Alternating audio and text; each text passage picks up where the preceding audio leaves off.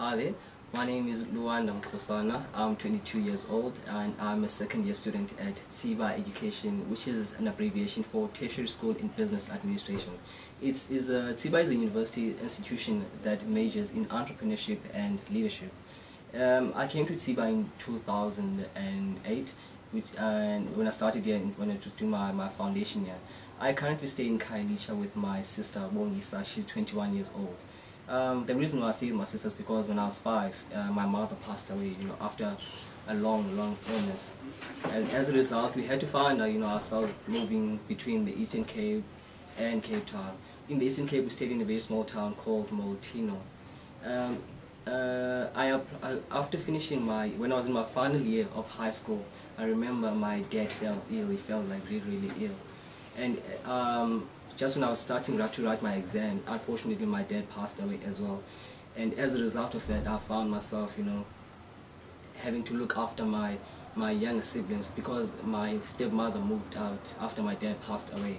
So which was quite a challenge for me as well, because I was still very young. I was only 18 years old and I had to look after my younger siblings. But then as the elder, I had to find myself in that position. But then I remember, finishing high school, I was offered an opportunity by a construction company which saw some potential in me.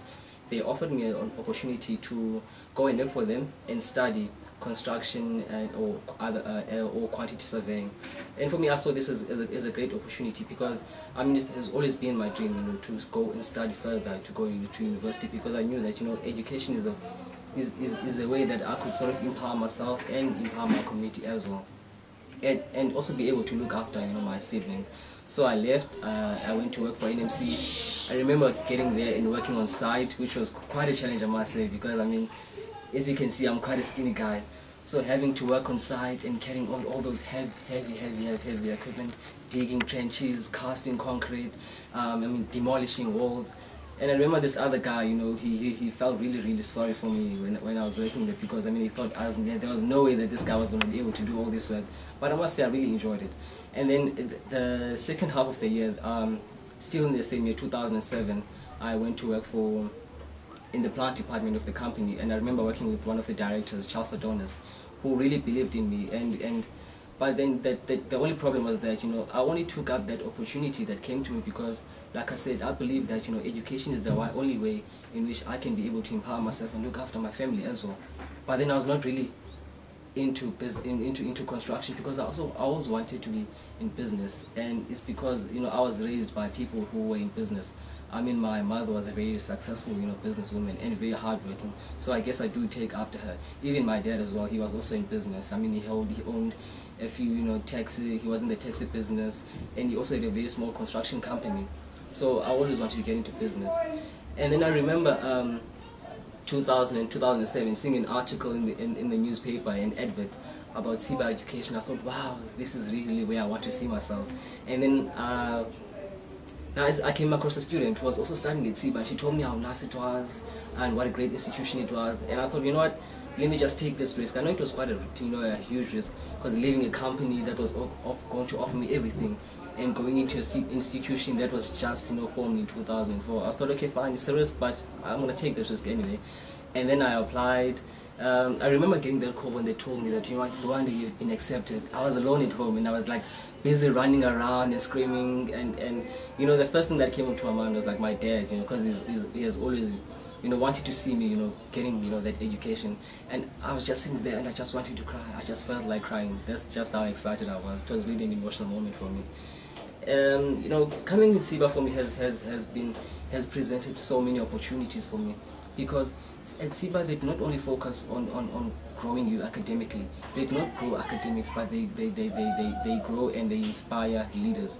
So I've seen leadership qualities come out in me, and that's what I truly appreciate about being at Tsiba, because I've been involved in many clubs and societies, and in those clubs and societies I've been given an opportunity to practice my leadership skills. I remember being voted to be the treasurer of the student representative committee, and I was only in foundation year at that time. So I was so scared, because I'd never found myself in that position, and being involved in leading other students as well, and being, you know, sort of a voice, you know, that in voicing other students' issues. So that was quite a challenge for me, but I found myself, you know, being able, you know, to sort of practice my leadership qualities. And then a year after that, funny enough, I was appointed as the deputy president, and then I never looked back. I was also one of the founding members of an international organization, an international student body called SIFE, which stands for Students in Free Enterprise. Now, what I truly admire about these student body is that it encourages students to take, you know, all the theory that they learn in the classroom and apply it in solving real life problems.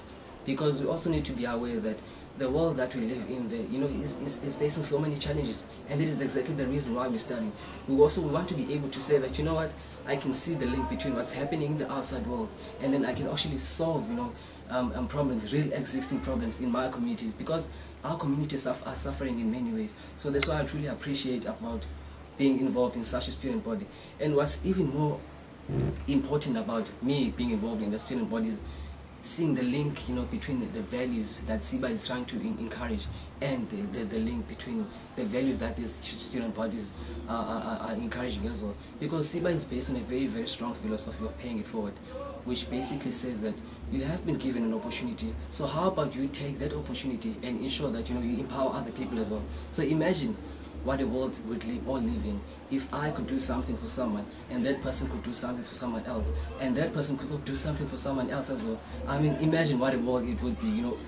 And that's exactly what we're trying to say out there, that let's empower others, and through that we are also able to empower ourselves as well.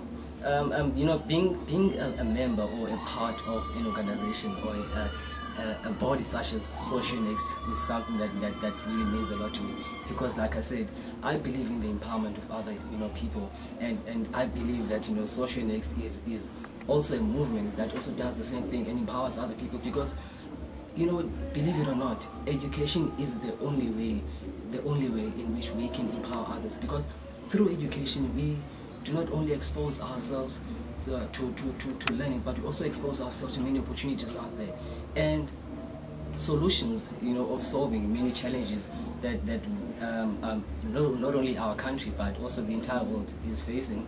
The solutions lie in education, because through education we are able to see opportunities and solutions that we couldn't even see before. So I'm quite honored, you know, to be a member and a part of Social Next, and I look forward to working with other young people from all over the world, and also, you know, just be involved in sharing all those cultural values.